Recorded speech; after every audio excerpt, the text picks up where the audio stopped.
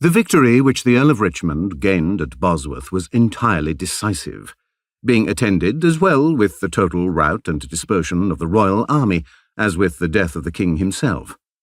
Joy for this great success suddenly prompted the soldiers in the field of battle to bestow on their victorious general the appellation of king, which he had not hitherto assumed, and the acclamations of "Long live Henry VII" by a natural and unpremeditated movement resounded from all quarters.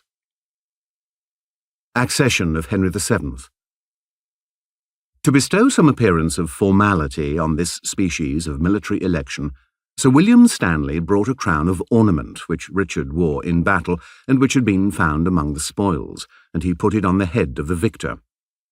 Henry himself remained not in suspense, but immediately, without hesitation, accepted of the magnificent present which was tendered him.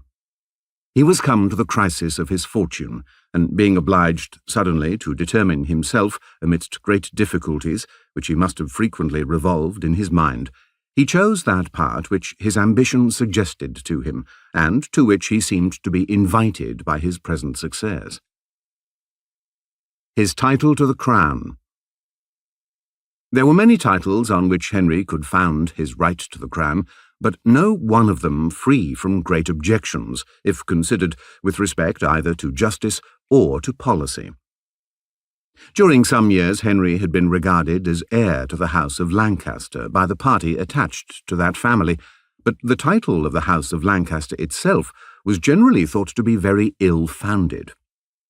Henry IV, who had first raised it to royal dignity, had never clearly defined the foundation of his claim, and while he plainly invaded the order of succession, he had not acknowledged the election of the people. The Parliament, it is true, had often recognized the title of the Lancastrian princes, but these votes had little authority, being considered as instances of complaisance towards a family in possession of present power, and they had accordingly been often reversed during the late prevalence of the House of York. Prudent men also, who had been willing, for the sake of peace, to submit to any established authority, desired not to see the claims of that family revived. Claims which must produce many convulsions at present, and which disjointed for the future the whole system of hereditary right. Besides, allowing the title of the House of Lancaster to be legal, Henry himself was not the true heir of that family, and nothing but the obstinacy, natural to faction, which never without reluctance will submit to an antagonist, could have engaged the Lancastrians to adopt the Earl of Richmond as their head.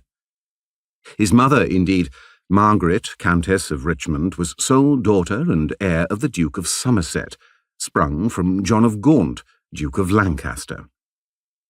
But the descent of the Somerset line was itself illegitimate and even adulterous, and though the Duke of Lancaster had obtained the legitimation of his natural children by a patent from Richard II, confirmed in Parliament, it might justly be doubted whether this deed could bestow any title to the crown, since in the patent itself all the privileges conferred by it are fully enumerated, and the succession to the kingdom is expressly excluded. In all settlements of the crown made during the reigns of the Lancastrian princes, the line of Somerset had been entirely overlooked, and it was not till the failure of the legitimate branch that men had paid any attention to their claim. And to add to the general dissatisfaction against Henry's title, his mother, from whom he derived all his right, was still alive, and evidently preceded him in the order of succession.